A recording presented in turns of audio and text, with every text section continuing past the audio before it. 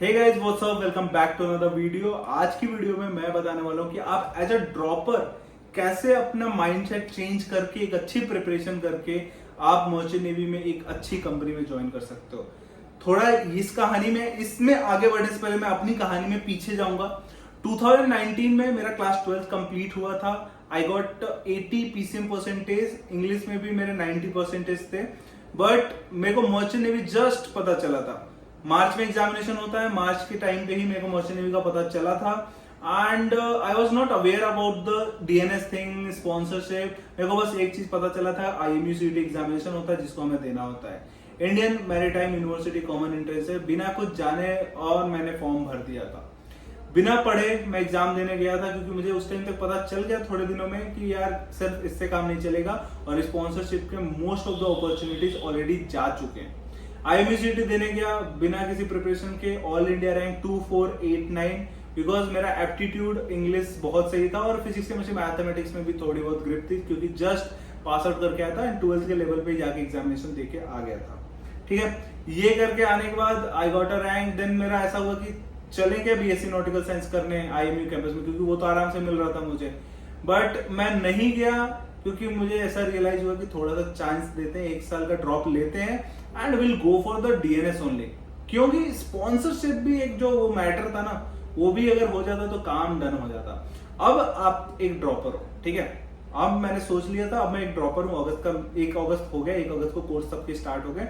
अब मैं ड्रॉपर हो चुका हूँ। अब मेरे ऊपर है प्रेशर, फैमिली का प्रेशर। भाई 1 साल तुम कुछ नहीं कर रहे हो, कोई प्रिपरेशन नहीं कर रहे हो, क्योंकि उस टाइम पे तो कोई मर्चेंट नेवी की एकेडमी भी नहीं थी। जो करना था मुझे खुद से करना था। अभी आज के टाइम पे ये प्रेशर लेने की आपको बिल्कुल भी जरूरत नहीं, क्योंकि बड़ी मरीनस का ऑफलाइन एकेडमी आपको यहाँ पे जयपुर में मिल रहा है।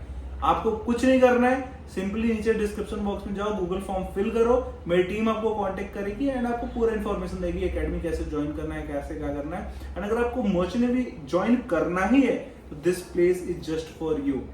100% सिलेक्शन की गारंटी मैं देता हूं, क्योंकि यहाँ पे मैं बैठ के कर रहा हूँ, क्योंकि मैं भी एक ड्रॉपर हूं, मुझे पता है कि कैसे करवाना है आपको। ठीक है, उसके बाद क्या हुआ, मैं प्रिपरेशन स्टार्ट किया, सिलेबस कलेक्ट किया। आज के टाइम पे जो आपको सिलेबस हमारे बड़ी यूनिवर्सिटी एप्लीकेशन पे ऐसे ही मिल जा रहा है, हर एक कंपनी का, हर एक IMU CET एग्जामिनेशन का, वो उस टाइम पे अवेलेबल नहीं था। मैंने अपना पूरा सिलेबस कलेक्ट किया, इधर उधर की किताबें खरीदी, उससे अपना एक सिलेबस बनाया जो कि मुझे पढ़ना था।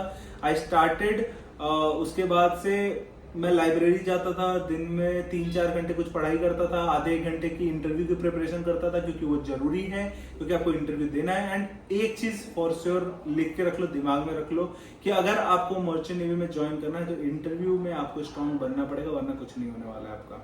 ठीक है, देन उसके बाद से जनवरी के ऑनवर्ड्स अपना फॉर्म आने शुरू हो गए। सबसे पहले Tolani maritime institute, then Williamson. Anglo का पहले ही मैंने फॉर्म भर रखा था, क्योंकि उसका फॉर्म ऐसे ही अवेलेबल रहता है। ग्रेट ईस्टर्न का रिटर्न मैंने फरवरी बैच के लिए क्लियर कर लिया था, बट इंटरव्यू मेरा अगस्त में शिफ्ट हो गया था। तो मेरे पास बहुत सारे ऐसे अपॉर्चुनिटीज आते चले गए और मैं क्लियर करता चला गया, चाहे वो रिटर्न एग्जामिनेशन हो, चाहे वो इंटरव्यू हो। उसके बाद सबसे पहला जो फॉर्म भरा था मैंने विलियमसन शिप मैनेजमेंट, उसमें मैं सबसे लास्ट में सेलेक्ट हुआ, क्योंकि उसका इंटरव्यू सबसे लास्ट में हुआ। उससे पहले एंग्लो ईस्टर्न हो गया था, ग्रेट ईस्टर्न हो गया था, फ्लीट मैनेजमेंट में ARI से सिलेक्टेड था।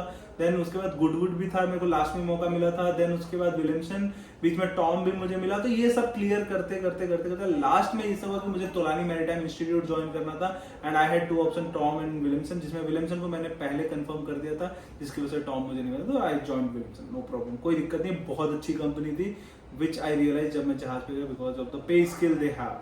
ठीक है, सो आप एज अ ड्रॉपर आपको हार नहीं मानना है, आपको दूसरे के ताने नहीं सुनने, आपको सिर्फ और सिर्फ अपने ऊपर ध्यान देना है कि मैं कर सकता हूं, एंड आप डेफिनेटली कर लोगे।